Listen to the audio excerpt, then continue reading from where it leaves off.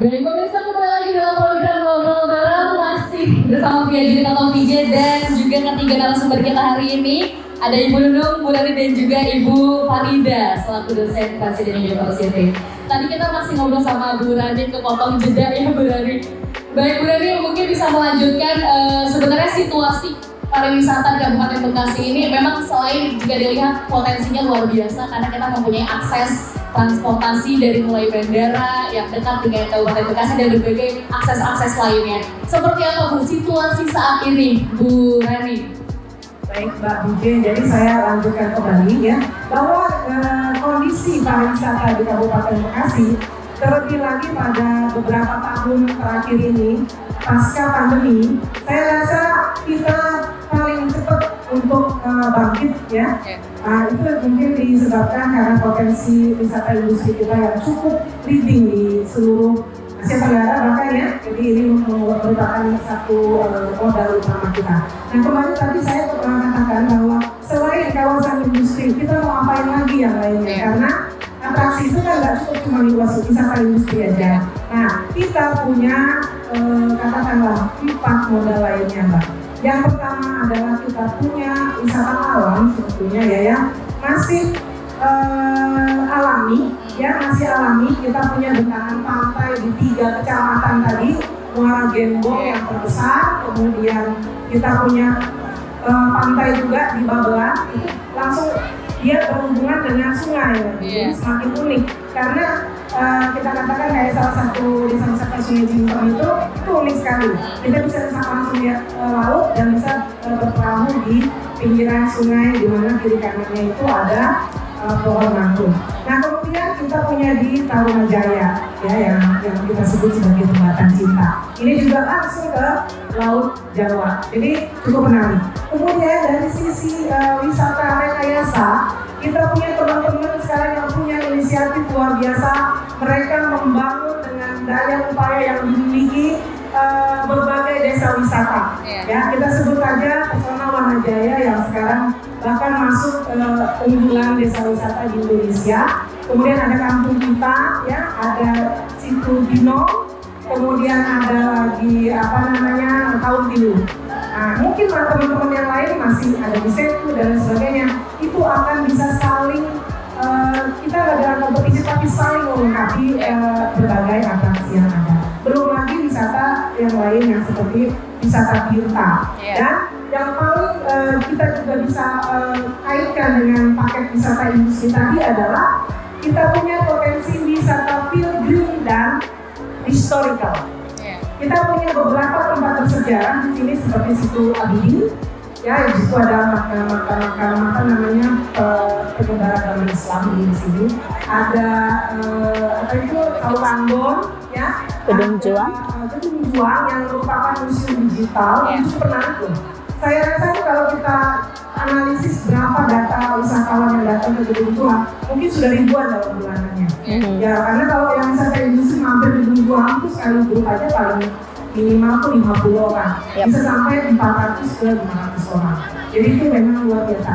Jadi kalau teman-teman di sini yang memang belum mengenal wisata di Bekasi ini udah boleh mulai browsing, boleh mulai mencoba satu demi satu. Nah yang masih perlu kita proses adalah satu transportasi wisata internal kita. Saya sering minta bantuan dari teman-teman, alhamdulillahnya di Pesona Wanajaya itu ada komunitas kereta wisata. Ini kalau bahasa normatifnya mungkin odong-odong. Tapi cukup bagus. Ya, mereka punya kreasi dan inovasi untuk mengembangkan odong-odong itu menjadi kereta wisata. Ini adalah yang bakal membantu kita. Jadi kita patut apresiasi nih teman-teman dari komunitas odong-odong di Kabupaten Bekasi. Karena itu bisa bridging ya, menyambungkan antara kawasan industri yang super modern ini ke desa-desa wisata yang ada, yang biasanya berada di pedesaan. Sehingga ya kalau pedesaan itu kan pasti jalannya kecil, masuk ke rumahan, yang listriknya ada kabel di atas. Nah ini mungkin nanti bisa menjadi perhatian pemerintah daerah bagaimana supaya infrastruktur menuju kawasan-kawasan desa wisata itu diperhatikan, diperbaiki dan ditingkatkan. Nah yang kedua adalah teman-teman yang bergerak di UMKM. Seperti sekarang saya sudah bangga banget melihatnya, tapi kalau sehari-hari emangnya nggak susah ditemukan ini. Jadi kalau ada wisatawan, ada 200 orang wisatawan mau jalan-jalan belanja, kita masih kebingungan mencari objek oleh-oleh. Jadi sebagai pihak kita, itu biasanya kita akan ajak UMKM-nya untuk buka counternya di desa wisata. Ini mungkin terobosan buat teman-teman pelaku usaha pariwisata juga, ya sebagai gambaran bahwa gimana kita mau memajukan UMKM itu ya kita ajak ke mereka. Kalau kami, maka kami kasih peserta lampur itu voucher belanja yang tidak bisa dituangkan, sehingga mau tidak mau mereka akan belanja di UMKM yang kita ajak bergabung dalam kunjungan ke destinasi. Begitu. Oke, luar biasa, boleh tepuk tangannya. Baik, tadi Bu Rani menyinggung bahwasanya memang selama ini apalagi dengan adanya program wisata industri ini memang yang lebih dilihat wisata industri, tapi ternyata juga banyak ya, dan cuma wisata industri, kita juga punya kekayaan alam, bahkan punya gedung juang yang jadi museum sejarah di Kabupaten Bekasi. Kita ke Bu Nunung dulu. Selaku Kepala Bidang Pemasaran di Dinas Pariwisata, apa sih Bu tantangannya yang dihadapi mungkin dari ya setahun terakhir ini dalam mengembangkan sektor pariwisata di Kabupaten Bekasi, Bu? Oke. Tantangannya yaitu kalau sebelumnya itu kan kita belum pernah menyentuh ya. Belum pernah jadi kurangnya kolaborasi, kurangnya sinergitas. Tapi untuk setahun ini kami sudah mulai menyentuh. Seperti yang tadi disampaikan oleh Ibu Rani, kami sudah berkolaborasi dengan beberapa travel. Kita juga sudah menggandeng beberapa jasa usaha pariwisata dalam mengembangkan wisata-wisata yang ada di Kabupaten Bekasi ini gitu ya.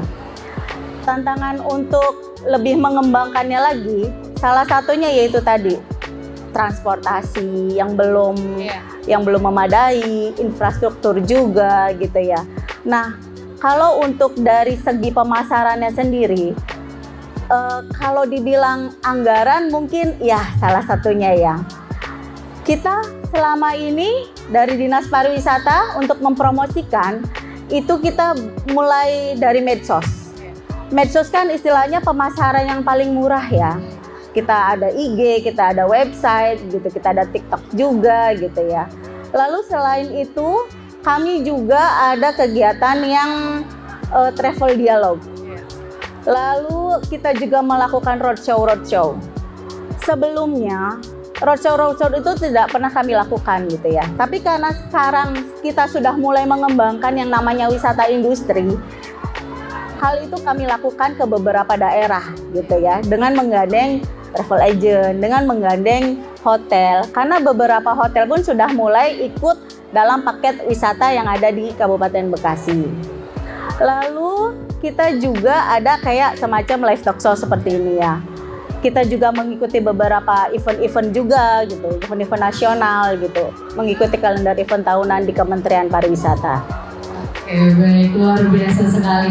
Baik, tadi Ibu Nunung juga pastinya sudah banyak menjelaskan bagaimana tantangan yang dihadapi sebagai kepala di pemasaran, khususnya padahal nih ya Bu Farida mungkin bisa dilihat kata Bu Farida kan tadi menyampaikan bahwasanya ini harusnya jadi peluang sangat besar ya Bu. Jadi mungkin kita akan mengulik lebih dalam lagi Bu Farida, nanti kita